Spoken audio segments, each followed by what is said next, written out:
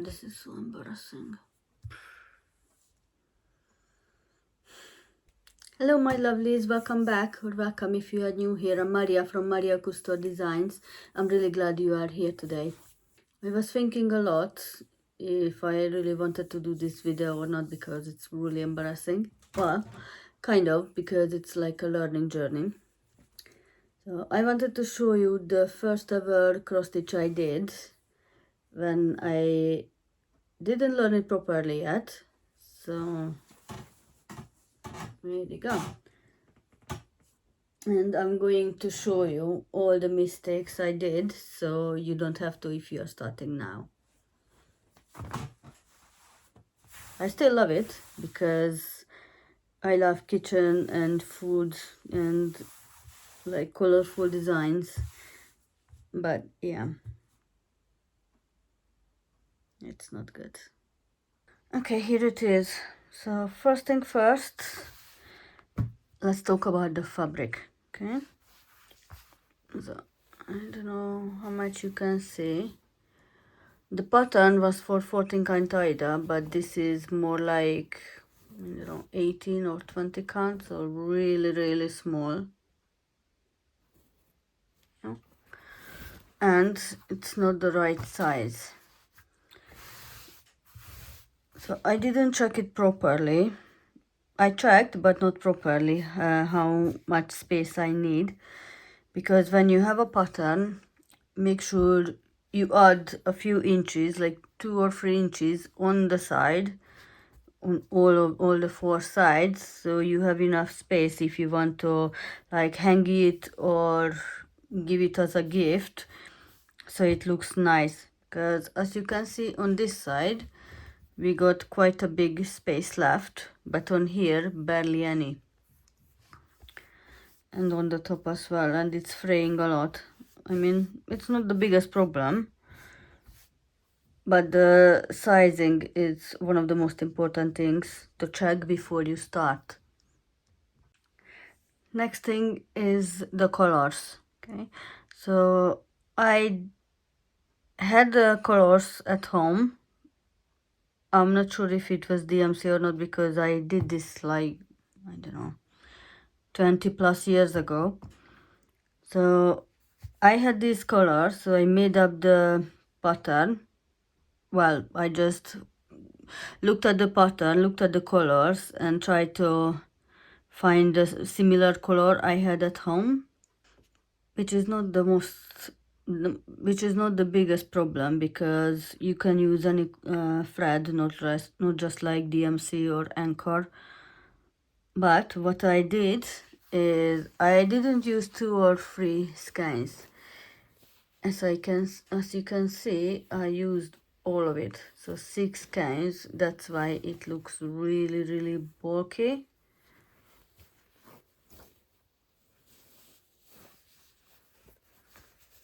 So it feels really thick, like a woven, kind of like a woven fabric, and it feels really thick because of it.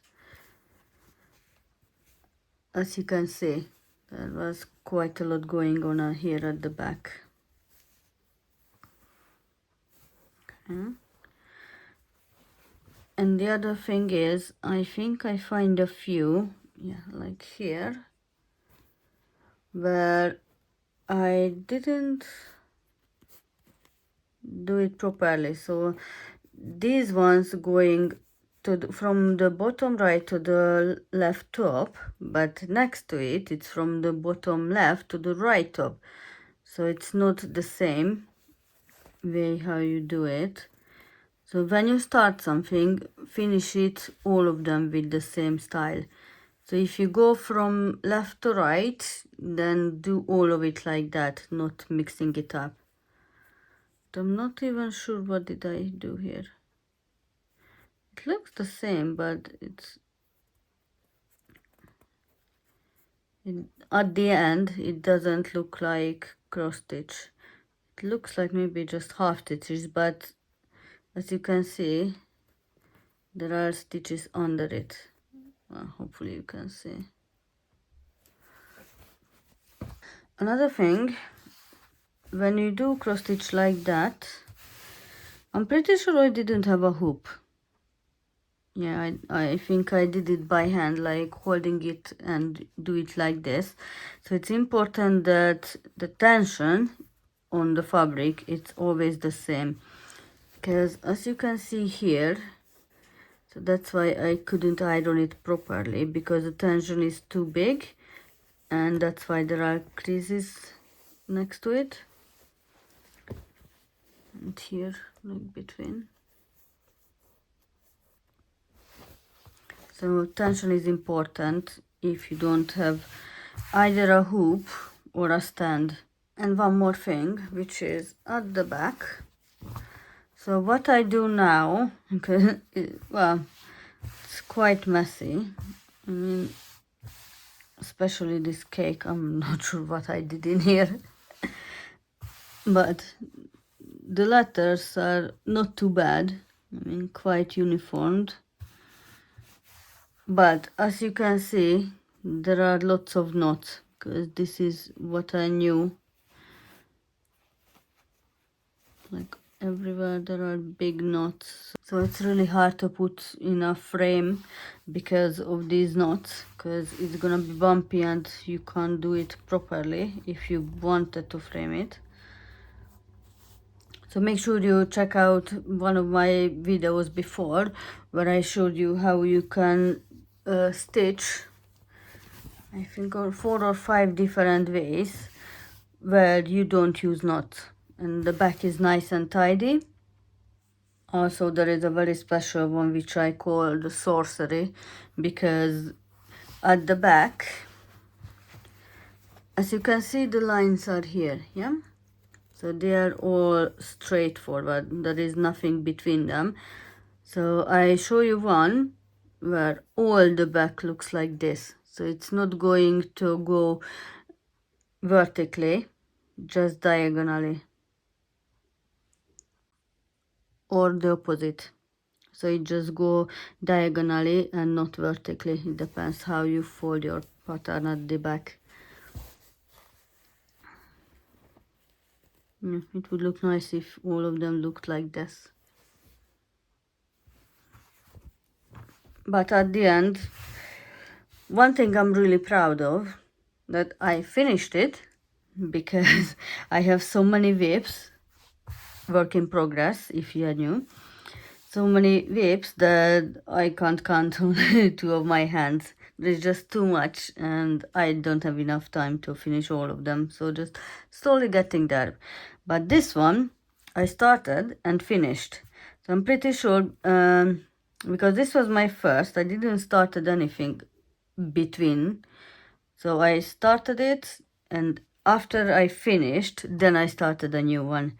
So I'm really proud of that, and I was really young, so it looks nice if you just look at it from, you know, far away. It's actually beautiful. And this is my very first in my cross stitch journey.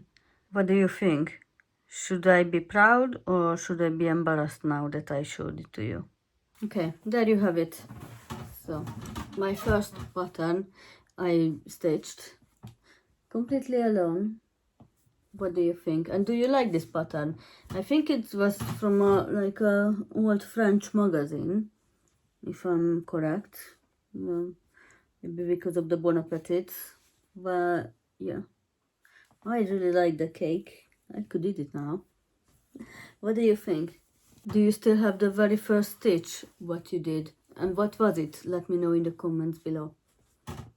If you like this video, thank you, and please subscribe so you can see when I'm going to upload my next videos.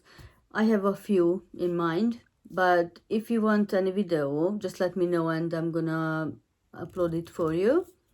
And until next time, happy stitching. Bye.